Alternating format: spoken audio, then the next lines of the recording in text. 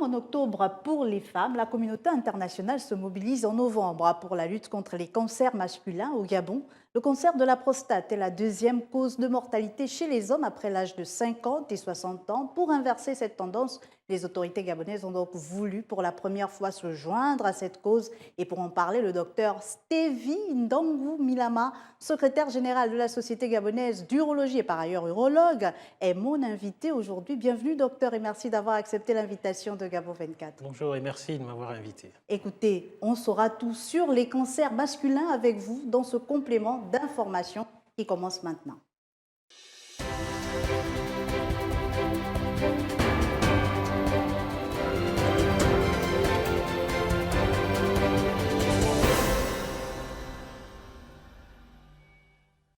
Voilà, messieurs, bienvenue dans ce nouveau numéro de complément d'information avec moi pour parler des cancers masculins au niveau du Gabon, notamment le docteur Stevie Ndangou Milama. Il est urologue et secrétaire général de la Société gabonaise d'urologie. Alors, docteur, une fois de plus, bienvenue et merci. Merci à vous. Quels sont les cancers que l'on retrouve au niveau de l'homme, sinon chez l'homme, et quels sont ceux qui sont le plus présents au Gabon? Les cancers spécifiques à l'homme, donc c'est les cancers qui vont toucher l'appareil génital de l'homme. Et comme vous l'avez dit, le cancer le plus spécifique ou le plus fréquent, c'est le cancer de la prostate qui est vraiment en tête de liste. Mais il existe d'autres cancers tels que le cancer de la verge et le cancer des testicules. Et est-ce qu'ils ont les mêmes manifestations que celui de la prostate? Non, ils sont en termes de fréquence nettement moins nombreux, ils sont très rares pour ne pas le dire. Et ils ont des signes complètement différents du cancer de la prostate. Peut-être en parler de ces symptômes du cancer de la prostate déjà et peut-être des autres cancers masculins. Le cancer de la prostate, c'est un cancer qui évolue à bas bruit, donc qui peut prendre du temps pour se manifester.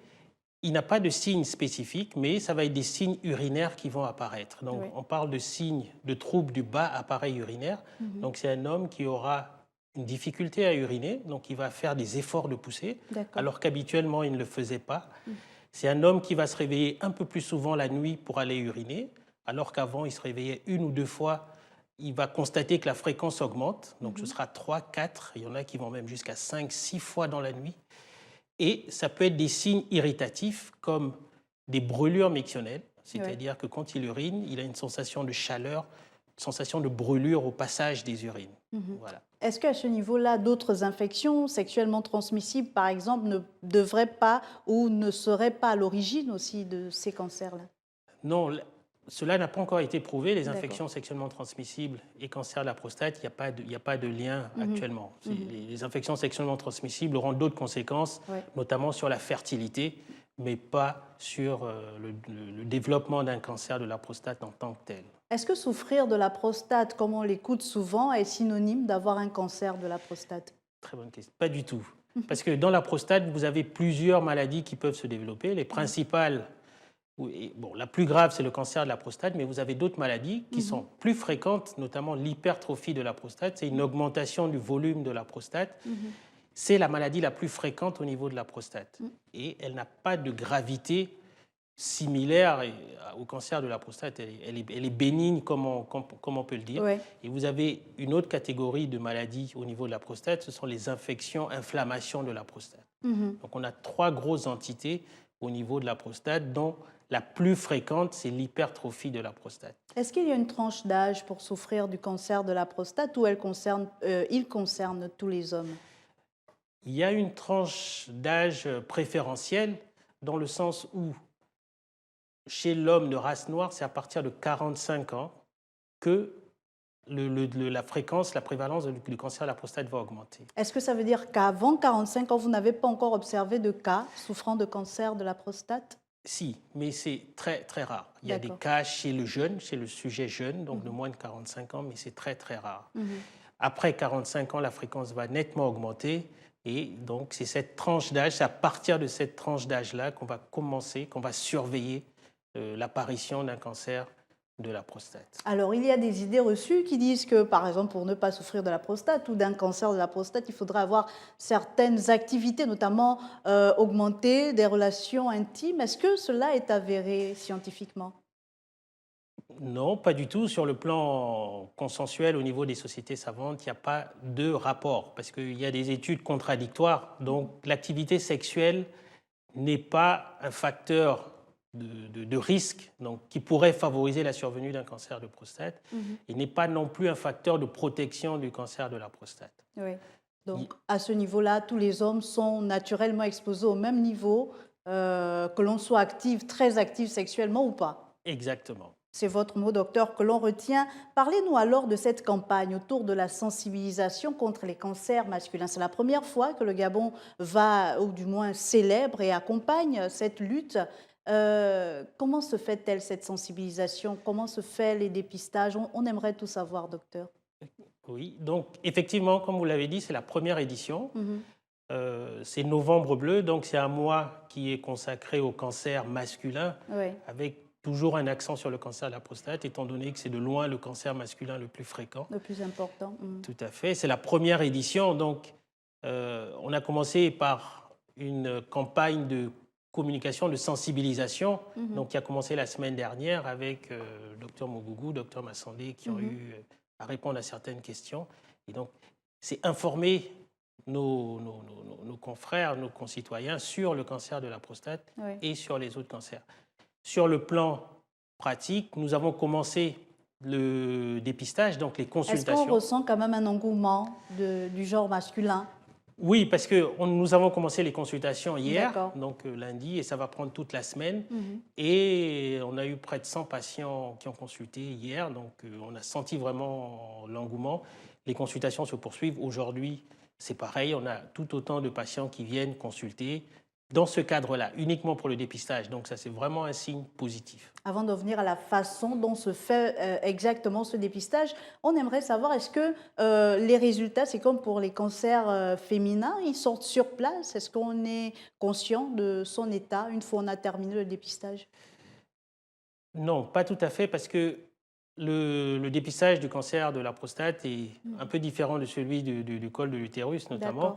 L'examen clinique a une part importante. Et donc, dans l'examen clinique, je vais déjà empiéter sur la manière de le faire, c'est le toucher rectal. Donc, le toucher rectal nous permet, à l'urologue, de sentir la prostate, de la toucher. Et donc, en la touchant, on peut décrire certaines des caractéristiques de la prostate. Donc, c'est un élément important dans le diagnostic du cancer de la prostate. Mais en plus de cet examen clinique, il faut faire un examen biologique qu'on appelle le dosage du taux de PSA. Et donc, c'est l'association des deux, donc de l'examen clinique, donc des données du toucher rectal et du taux de PSA, qui nous donne déjà une idée sur l'existence ou pas d'un cancer de la prostate chez ce patient. Alors aujourd'hui, on parle quand même de tabous concernant ces cancers masculins. Et le thème retenu, c'est briser les tabous. Comment vous faites face à ces hommes-là qui ne sont peut-être pas toujours très d'avis à aller faire ce genre d'examen que vous venez de décrire? Comment vous faites pour les convaincre? Et pour ceux qui hésitent encore, qui vous regardent actuellement? Pour les convaincre, c'est leur dire que le cancer, la particularité du cancer de la prostate, c'est qu'il est curable. Donc on peut le traiter, mais c'est vraiment au stade de début. Parce que quand il s'étend en dehors de la prostate, donc on dit qu'il a une extension déjà loco-régionale, à ce moment-là, il devient plus difficile à traiter. Donc c'est plus on va le détecter tôt, plus on pourra traiter les patients. Et c'est possible de le faire au Gabon. Est-ce qu'à votre niveau, vous qui avez des patients au quotidien, puisque vous êtes un urologue, est-ce que vous avez déjà eu un cas que vous avez traité de bout en bout et qui est, je ne sais pas si on guérit du cancer, s'il faut employer le mot guérison, mais qui a complètement vu ce cancer disparaître? Nous avons plusieurs exemples. Parce que peut-être nous partager un témoignage? Oui, on a des exemples de patients chez qui on a fait des... Parce qu'il y a plusieurs options thérapeutiques. Et donc, dans une des options thérapeutiques, c'est de faire une prostatectomie radicale. C'est-à-dire qu'on va enlever la prostate. Voilà, elle consiste, c'est une technique chirurgicale qui consiste à enlever la prostate. Et une fois qu'elle est enlevée, dans un cancer localisé, on considère la personne comme étant guérie. Donc, on l'extrait juste. On l'extrait. Pas besoin d'un traitement d'1 an, de 2 ans, de... Non. Quand on décide de faire une chirurgie radicale, avec la bonne indication, on fait l'opération et ensuite, il n'y a pas besoin de traitement complémentaire. Alors, vous parliez de plusieurs techniques, ça c'en est une. Exactement. Dans une autre option thérapeutique, il y a ce qu'on appelle la radiothérapie externe, conformationnelle. Donc, c'est une technique qui consiste à envoyer des rayons X sur la prostate. Et cette technique se fait à l'Institut de cancérologie de Libreville. D'accord. Avec de très bons résultats également quand le cancer est localisé. Et là, est-ce que vous avez des chiffres de nombre de personnes qui ont souffert de ces cancers-là, peut-être pour encourager aussi les autres qui hésitent encore, qui ont même peut-être des symptômes, mais qui ne veulent pas aller se faire dépister? Pour les chiffres, c'est effectivement, on les suit beaucoup plus à l'Institut de cancérologie, donc ils vont avoir plus les chiffres réels. Par exemple, sur 10 hommes, on peut avoir combien dépistés qui ont eu des cancers déjà depuis que vous exercez? Sur 10 hommes, malheureusement, on aura peu de cancers, effectivement, mais ça va être des cancers avancés.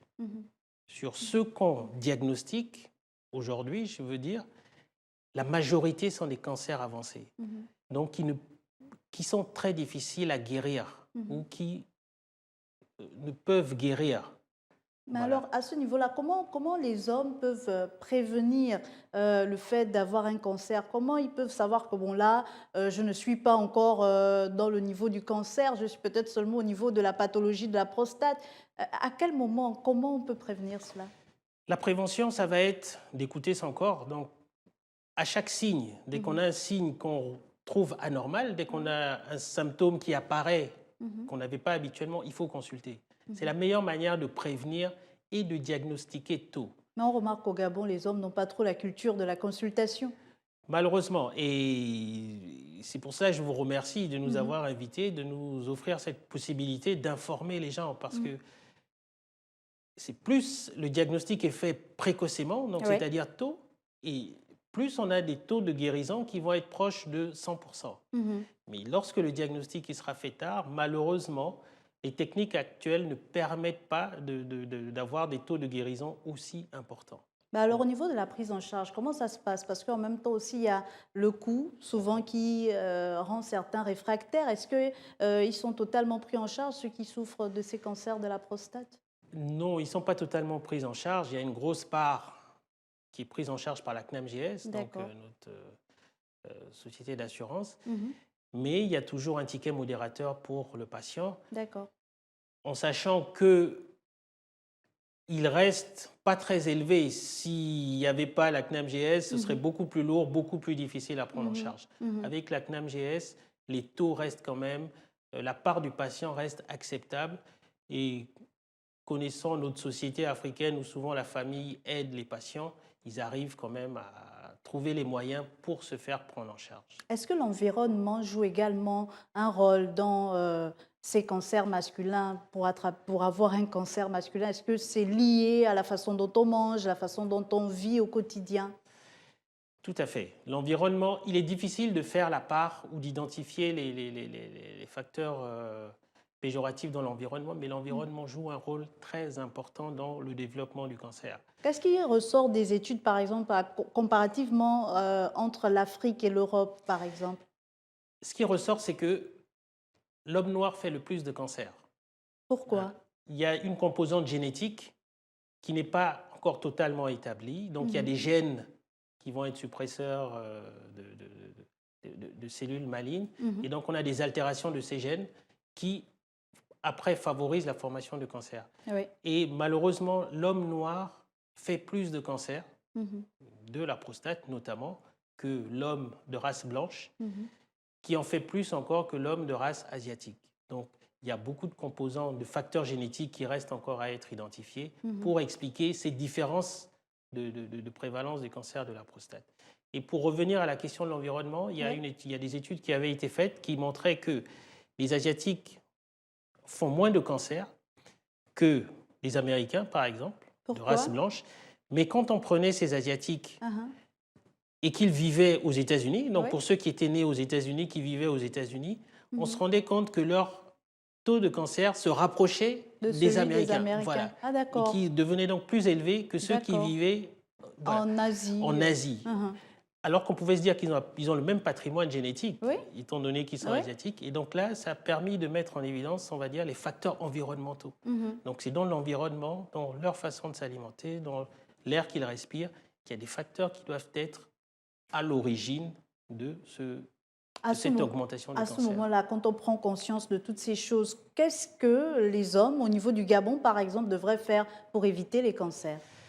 C'est des mesures générales. Il y a, pour le cancer de la prostate, on a évoqué plusieurs facteurs. On a parlé du sélénium qui pourrait protéger. Ouais. On a parlé des carotènes et des bêta-carotènes. Donc, c'est les dérivés de la carotte qui pourraient J'allais vous dire en des protéger. termes un peu plus simples, Voilà. docteur. qui protégeraient du cancer de la prostate.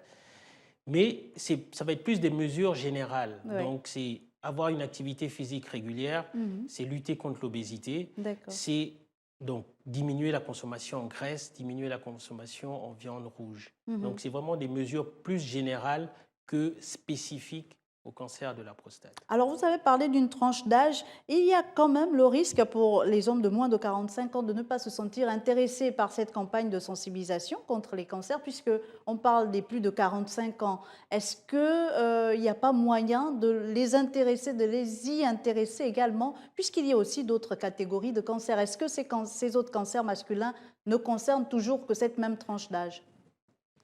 Très, très, très bonne question, dans le sens où, effectivement, c'est pour le cancer de la prostate où l'âge va être, on va dire, au-delà de 45 ans. Ouais. Mais en prenant la précaution de dire aussi qu'il y a des familles dans lesquelles on va retrouver plus de cancer de la prostate. Et si un homme a dans sa famille son père, son grand-père ou un oncle qui a souffert du cancer de la prostate, il a un risque plus élevé qu'un autre homme de développer le cancer de la prostate. Oui. Donc, chez ces personnes, il faudra commencer le dépistage plus tôt. Donc, ça, c'est un moyen déjà de les y intéresser. Oui. De savoir, est-ce que dans votre famille, il y a une notion de eu- cancer de la prostate, il y a une notion de cancer du sein, il y a une notion de cancer du col chez les femmes. Ces familles sont à risque. Et donc, D'accord. les hommes de ces familles-là doivent se faire dépister, on va dire, beaucoup plus tôt que la population générale. Oui. Ça, c'était pour le premier point. Pour le deuxième point, effectivement, dans les autres cancers, et notamment le cancer du testicule, l'âge de survenue est beaucoup plus faible que dans le cancer de la prostate. Déjà, pour ce cancer-là, est-ce que ce sont les mêmes symptômes que celui de la prostate? Donc, ça va être des symptômes complètement différents. Dans le cancer du testicule, il va plutôt remarquer une masse D'accord. qui va se développer au niveau du testicule. Donc, on va dire classiquement une boule. Il aura l'impression qu'il a une boule qui se D'accord. développe dans le testicule. Donc, cette boule peut prendre du volume au fil du temps. Oui. C'est le principal signe. Oui. Et le cancer du testicule, c'est un cancer de l'adulte jeune. Donc, les tranches d'âge, c'est de 20 à 35-40 ans. Donc, D'accord. vous voyez que c'est une toute autre tranche d'âge. Et là, comment se passe le dépistage? Est-ce que c'est toujours comme les techniques que vous nous avez énoncées pour le cancer de la prostate ou c'est tout autre? Il y a de la palpation, il y a... Tout à fait. C'est l'examen clinique qui va Ouais. être vraiment l'élément important. Dans le cancer du testicule, l'examen clinique, donc l'urologue va palper le testicule, il ressent la masse et là, il va faire des examens d'imagerie pour confirmer cette masse-là et d'autres examens de biologie. Et si ces examens tendent à confirmer le cancer du testicule, il y a ce qu'on appelle le bilan d'extension. Donc, pour voir si le cancer est localisé au testicule ou s'il Ouais. a atteint d'autres organes. Oui. Alors, pour la femme, on demande de faire l'autopalpation à la maison à pour fait. savoir s'il y a effectivement cette présence de boules que vous décrivez également pour les testicules. Est-ce que c'est la même chose pour l'homme? Est-ce qu'il faudrait également qu'il fasse ce même exercice pour prévenir peut-être? Tout à fait.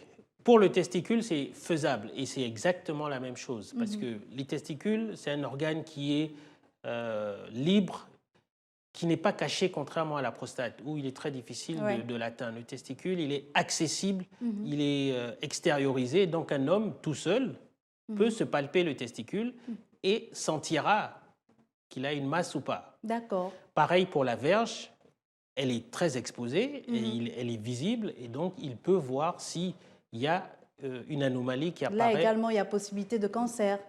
Tout à fait. D'accord. Et à ce niveau-là, quels sont, j'aimerais dire aussi, les chiffres? Est-ce que, vous avez déjà dit, ce n'est pas les plus importants, mais quand même, est-ce que vous avez un témoignage d'un homme qui a souffert de ce type de cancer et qui en est guéri? Sur le testicule, oui, parce que le testicule, la chirurgie se fait et n'est pas très très lourde. Et donc, on a des bonnes guérisons. Donc, quand c'est toujours la problématique du cancer, il faut que ça soit diagnostiqué à un stade précoce. Oui. Pas à un stade, comme on dit classiquement, métastasique, c'est-à-dire que le cancer a attaqué d'autres organes. Quand il est à un stade précoce, on peut le guérir. D'accord. Pour le cancer de la verge, c'est plus délicat parce que quand il est à un stade avancé, l'option thérapeutique, c'est souvent une amputation de la verge. Aïe. Et donc, on a eu quelques patients Mhm. qui, malheureusement, avaient refusé l'amputation de la verge. Parce que, mais l'amputation, elle n'est pas forcément totale, elle peut être partielle. D'accord. Mais dès qu'on utilise le mot amputation... Un peu comme on voit avec l'ablation du sein, Voilà, quand c'est arrivé à un certain niveau. Et bon, à la différence du sein, où on peut mettre des prothèses, chez l'homme, Mhm. il est difficile, si on a amputé la verge, de Ouais. fabriquer ou d'allonger la verge. Donc, on a quelques cas de patients chez qui le diagnostic avait été posé, mais dès qu'on a parlé d'amputation de la verge, c'est des patients qui ont été perdus de vue, c'est-à-dire qui sont partis, qui ne sont pas revenus. Complètement. Et là, la maladie, elle ne s'arrête pas, elle continue d'évoluer. Et donc, ils reviennent à des stades où on ne peut plus les opérer. Et à ce niveau-là, docteur, qu'est-ce que vous dites à ces hommes qui vous regardent, qui peut-être sont parmi les perdus de vue ou même commencent à avoir de ces symptômes-là que vous décrivez, certains de ces symptômes? Qu'est-ce que vous leur dites pour les encourager à venir vers vous, puisqu'on est en pleine campagne de dépistage des cancers masculins? Ce que nous pouvons leur dire, c'est le diagnostic le plus précoce possible. C'est-à-dire, pour le testicule et pour la verge, c'est visible. Donc, une anomalie qui va se développer dessus est tout à fait visible. Et donc, il ne faut pas avoir honte de consulter. Il faut consulter le plus rapidement possible. Parce que plus vous allez consulter tôt, et moins les options thérapeutiques sont lourdes, et plus les chances de guérison sont importantes. Donc, c'est vraiment le message, c'est devant une quelconque anomalie qui apparaît sur son appareil génital, il ne faut pas hésiter à consulter. Mais alors, docteur, on arrive aussi au cancer du sein chez les hommes. Ils se disent que souvent, ça ne concerne que les femmes, mais au contraire, il y a 1% des hommes qui sont touchés par le cancer du sein. Quels sont les symptômes? Est-ce qu'ils sont les mêmes que chez la femme? Chez l'homme, ça va être une augmentation du volume, une augmentation du volume mammaire, effectivement. Ça peut être aussi une boule qui apparaît au niveau du sein. Et, comme vous l'avez bien dit, c'est la même démarche qui doit se faire. C'est-à-dire que l'homme doit s'auto-palper, donc il peut palper son sein. Il va tout de suite sentir s'il a une anomalie. Et dès que c'est le cas, il faut consulter. Il ne faut pas se dire non, ça va passer, non. Non, il faut consulter. Et c'est après consultation que le spécialiste vous dira non, c'est hormonal, ça peut régresser. Non, il faut faire des examens plus approfondis. Et c'est à ce moment-là que la stratégie thérapeutique peut se définir. À ce niveau-là, est-ce qu'il y a également des moyens de prévention pour ces cancers féminins, pour ces cancers du sein ou même du testicule ou de la verge? Est-ce qu'il faudrait faire aussi de l'exercice comme pour le cancer de la prostate ou autre chose? Il n'y a pas de moyens de prévention en tant que tel, donc ça reste vraiment des moyens généraux. C'est des cancers qui sont très très rares déjà. Vous voyez que pour la prostate, malgré la prévalence de ce cancer, on a du mal à trouver des moyens de prévention. Donc pour des cancers encore plus rares, donc la recherche est encore plus, je ne vais pas dire en retard, mais on a du mal à identifier quels vont être les facteurs protecteurs. Donc ça va rester toujours des facteurs d'ordre généraux pour prévenir, mais c'est vraiment le diagnostic le plus précoce. Dès qu'on ressent une anomalie, il ne faut pas hésiter à consulter. C'est vraiment le maître message. Alors, Novembre Bleu, c'est bien, mais ce n'est pas que pour Libreville, la capitale. Il y a également l'intérieur du pays. Quels sont aujourd'hui les moyens que la Société gabonaise d'urologie, en collaboration avec l'État, ont mis pour inviter également ces hommes au niveau de l'intérieur du pays à venir se faire dépister? Tout à fait. Vous l'avez bien dit, le Gabon ne se limite pas à Libreville. Effectivement, c'est la difficulté que nous avons eue, c'est que c'est la première édition. Donc, vraiment, nous allons mettre les choses en place. Donc, sensibiliser, étant donné qu'une grande part de la population au Gabon vit à Libreville ou dans ses environs. Donc, ça va être de commencer par eux. Et pour l'année prochaine, vraiment mettre un maximum pour avoir plusieurs sites, et qui dit plusieurs sites, donc à l'intérieur du Gabon, et faire une campagne de dépistage. Parce que vous beaucoup plus conviendrez avec importante. moi qu'il y a également des hommes qui voudraient, mais qui ne peuvent pas, puisqu'ils vivent à Fougamou, à Oyem, à la Lopé, et le coût déjà du transport pour venir à Libreville. Encore faut-il qu'on leur aurait diagnostiqué ce cancer au niveau de l'intérieur du pays. Est-ce que le Gabon aujourd'hui, du moins les structures hospitalières, sont dotées de moyens quand même, d'outils pour dépister ces cancers à l'intérieur du pays? Oui, dans le sens où il n'y a pas besoin de grand-chose pour Ouais. dépister le cancer de la prostate. Mhm. Il faut l'initiation des personnels soignants, donc ça va être des médecins donc, dans la pratique du toucher rectal pour D'accord. vraiment affiner leur qualité de toucher rectal. Mhm. Et en dehors de ce toucher rectal, ça va être le PSA total. Et donc le PSA, c'est plusieurs automates, plusieurs appareils et à l'intérieur du pays le font. Mhm. Donc c'est les réactifs en fait qu'il faut fournir, qu'il faut qu'ils aient à disposition. Ouais. Et comme nous vous disions, avec le toucher rectal et le PSA, on arrive à poser ou à avoir une orientation très forte Mhm. par rapport au diagnostic de cancer de la prostate. Alors, une dernière question, c'est par rapport au ruban. Le ruban, il est bleu, mais on voit une petite moustache. Peut-être expliquer rapidement aux téléspectateurs qui l'ont également remarqué pourquoi la moustache noire. En fait, c'est né en Australie, donc c'est les urologues australiens qui ont eu cette idée pour promouvoir le cancer, les luttes contre les cancers masculins, donc, de faire comme un jeu au départ. D'accord. Donc ce jeu consistait à garder la moustache durant tout le mois de novembre, Mhm. donc pour se faire remarquer. Et donc c'était une manière ludique également de sensibiliser, Ouais. de se faire remarquer, et donc ensuite de transmettre le message qui voudrait que les cancers masculins existent et qu'il faut donc venir auprès des urologues pour se faire diagnostiquer vraiment le plus tôt possible. Merci à vous, docteur Stevie Ndangou Milama, secrétaire général de la Société gabonaise d'urologie. Vous êtes un urologue vous-même. Merci d'avoir été parmi nous. Merci d'avoir répondu à nos questions et aux questions des téléspectateurs. Merci à vous pour l'invitation. On retient donc que le dépistage précoce est la meilleure solution pour lutter contre les cancers masculins. Messieurs, faites-vous dépister. À très vite sur Gabon 24.